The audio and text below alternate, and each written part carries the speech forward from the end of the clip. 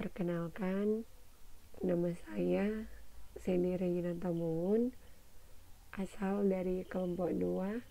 Saat ini saya akan mempresentasikan metode sistem pakar. Namun, yang pertama kita harus mengetahui apa sih sebenarnya sistem pakar itu. Jadi, sistem pakar merupakan suatu program komputer atau sistem informasi yang mengandung beberapa pengetahuan dari satu atau lebih pakar manusia terkait suatu bidang yang cenderung spesifik. Kemudian di sini ada konsep dasar sistem pakar. Yang pertama itu ada keahlian. Jadi keahlian dapat diperoleh dari pelatihan atau training, membaca atau pengalaman. Dan kedua ada pakar. Jadi untuk pakar atau expert akan dijelaskan beberapa kualifikasi yang harus dimiliki oleh seorang pakar. Yang pertama, dapat mengenal dan merumuskan. Kedua, dapat memecahkan masalah dengan cepat. Ketiga, dapat menjelaskan sesuatu. Keempat, dapat menentukan. Dan kelima, belajar dari pengalaman. Dan yang ketiga itu ada pemindahan keahlian. Tujuan dari sistem pakar adalah memindahkan keahlian dari seorang pakar ke komputer dan kemudian ke manusia lain yang bukan pakar. Selanjutnya, menarik kesimpulan. Keistimewaan dari sistem pakar ini yaitu kemampuan nalarnya. Komputer diprogram sehingga dapat membuat kesimpulan.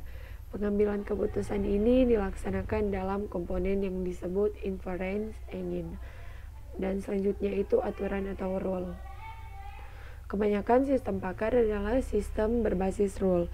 Pengetahuan disimpan dalam bentuk rule-rule sebagai prosedur pemecahan masalah.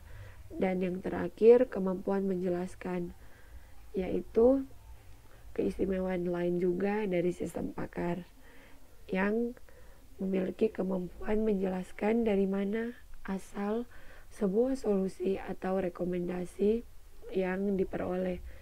Dan selanjutnya itu ada tujuan dari sistem pakar. Yang pertama, interpretasi. Expert system bertujuan untuk membuat suatu kesimpulan atau deskripsi dari sekumpulan data yang masih mentah. Kedua, prediksi, mampu untuk memproyeksikan akibat dari suatu dan kondisi tertentu. Contohnya prediksi terkait data demografi, ekonomi, finance, dan lain-lain. Yang ketiga, diagnosis, yaitu dapat menentukan penyebab terjadinya malfungsi di dalam situasi yang kompleks berdasarkan gejala yang dapat teramati dengan diagnosis yang tepat. Yang keempat,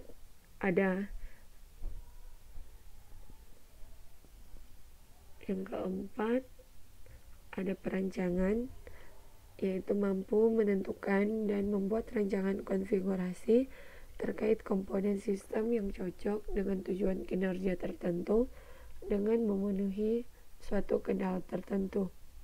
Contohnya adalah perancangan desain bangunan, lapangan, dan lainnya. Dan kelima, perencanaan.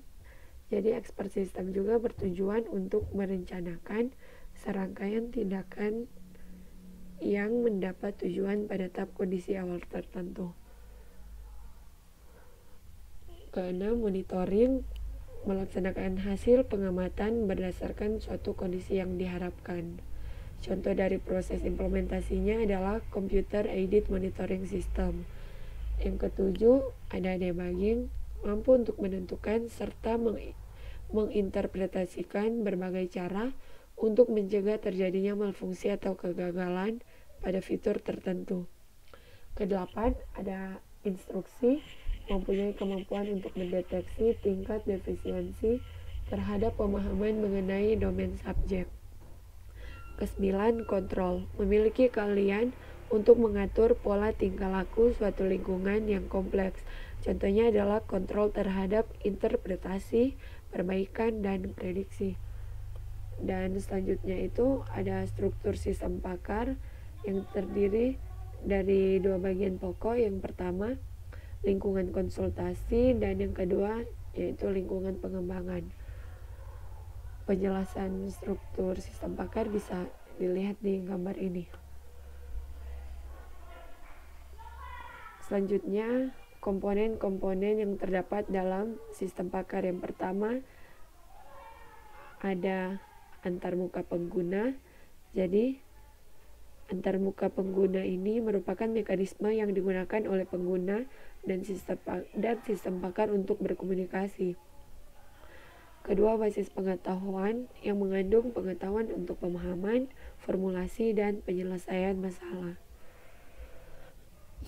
Yang ketiga, ada akuisisi pengetahuan yang merupakan akumulasi, transfer, dan transformasi keahlian dalam menyelesaikan masalah dari sumber pengetahuan ke dalam program komputer.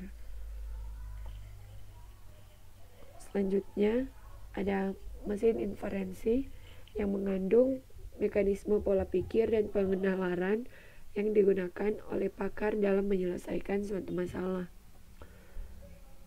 Yang kelima, ada workplace atau blackboard yang merupakan area dari sekumpulan memori kerja yang digunakan untuk merekam kejadian yang sedang berlangsung, termasuk keputusan sementara. Yang keenam, ada fasilitas penjelasan, yaitu komponen tambahan yang akan meningkatkan kemampuan sistem pakar yang digunakan untuk melacak respon dan memberikan penjelasan tentang kelakuan sistem pakar secara interaktif melalui pertanyaan. Dan yang terakhir, perbaikan pengetahuan yang memiliki kemampuan untuk menganalisis dan meningkatkan kinerjanya serta kemampuan untuk belajar dari kinerjanya. Selanjutnya itu ada 4 contoh dari sistem pakar. Yang pertama ada Dendral, yaitu aplikasi untuk mengidentifikasi struktur molekul pada campuran kimia yang tidak dikenal. Kedua, ada Micin yang merupakan software yang dibangun untuk mendiagnosis berbagai penyakit. Yang ketiga, Prospector, yaitu aplikasi yang digunakan untuk kebutuhan pada bidang geologi. Yang terakhir, XCON dan Excel, yaitu sebuah software yang digunakan untuk mengkonfigurasi sistem komputer besar. Selanjutnya itu kelebihan dari sistem pakar. Yang pertama, meningkatkan produktivitas kerja, yang mana dapat membantu dalam menyelesaikan setiap pekerjaan dalam waktu yang lebih cepat. Kedua, mampu meningkatkan kualitas dari sisi pemberian nasihat yang lebih konsisten. Yang ketiga, memiliki tingkat keandalan yang relatif tinggi serta dapat bekerja secara real time. Selanjutnya, ada kekurangan dari sistem pakar. Jadi, yang pertama, terdapat kendala dalam mendapatkan pengalaman atau insight baru dengan menggunakan berbagai pendekatan yang dimiliki oleh beberapa pakar.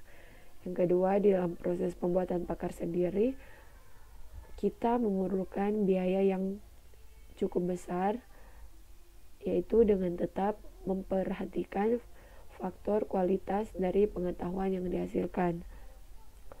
Dan ketiga, hasil tingkat evaluasi dari expert system